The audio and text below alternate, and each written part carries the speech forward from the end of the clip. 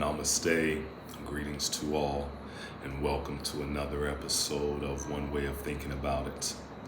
One Way of Thinking About It is a Q&A platform where we will be taking on questions from individuals around the world. And we will be taking about 10 minutes to deep dive into each question and answer it from our deepest understanding in this present moment. So with the foundation laid, let's get into it. So today our question comes in from Montana. Montana checking in. Thank you, Montana in the building. So our question reads, what does one hope to get out of a relationship with the opposite sex? Great question, good question, wonderful question. As I was thinking about this question prior to coming on, there's a bunch of different ways you can approach this. But let's break down this first important part. What does one hope to get out? So you change this hope to get out of a relationship to what does one want to get out of a relationship? And what we have found is the majority of humanity has no clue of what they want. Wants and desires come from the mind. And the mind, when dealing with wants and desires, is insatiable, meaning that there is no end to the mind's wants and desires. Okay, so let's use this analogy. A man wants a relationship with a woman. He has everything going for him. He has everything, a job, wonderful job, career, education, money, everything going for him. He says the only thing that he wants is a lasting, wonderful relationship. He wants to get married. He wants this wonderful, perfect woman to get married to. So he gets the perfect woman. They have the perfect relationship. And then next, they want a child. And then they have a child. The child has some issues. Now they want this child to be fixed. They want to get this child fixed and everything. So they get this fixed. And the child starts to grow up and there's something more wrong with the child. The child isn't learning fully correctly. So they want to get this fixed. So they get this fixed. And it goes on and on. But it started with first, because I can keep going with the analogy. It started at first with, I just wanted a mate, just wanted a partner, just wanted the perfect woman. And then the wants kept going. Because again, when the mind has wants and desires, they are insatiable. They can go on and on and on. And then when you add on top of it, most of our wants and desires are selfish. So let's look at the question one more time. What does one hope to get out of a relationship with the opposite sex?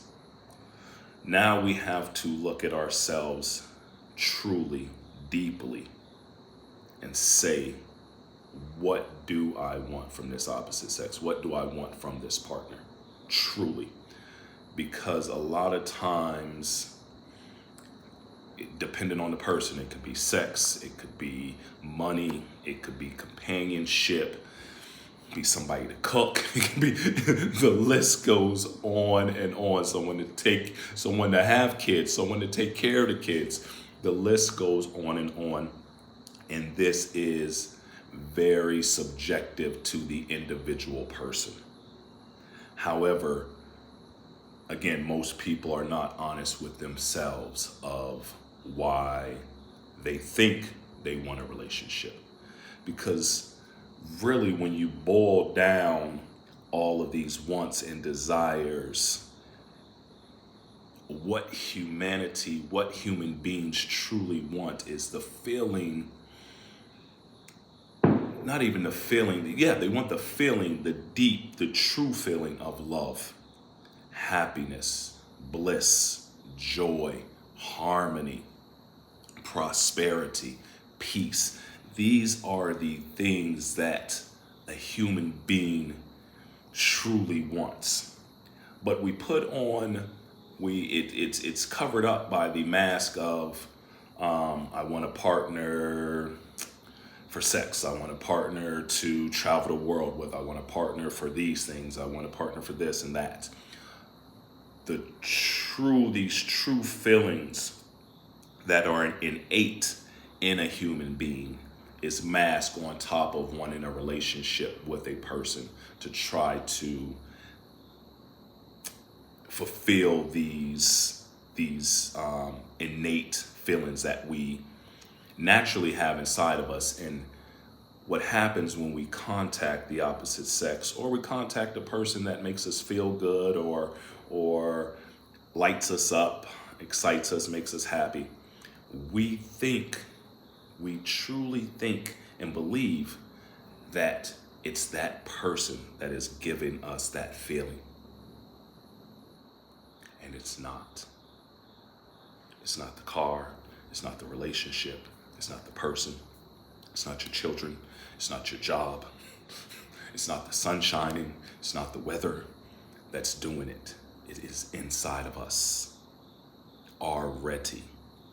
So when we contact objects and beings of the world, and we'll stay with a partner in opposite sex, when we contact the opposite sex, the garbage, the rubbish that we have blocked, all of this love, all of this happiness, all of this bliss, all of this ecstasy that we have naturally inside of us, all of this rubbish that's on top of it moves for a minute. And we feel this feeling of ecstasy, joy, excitement, love when we contact the opposite sex. So we're like, ooh, yes, I like them. They make me feel good. What they did was make you forget about the rubbish that you have on top of the true love that you already have inside of you. That ecstasy, that enjoyment, that joy, that bliss that you already have inside of you.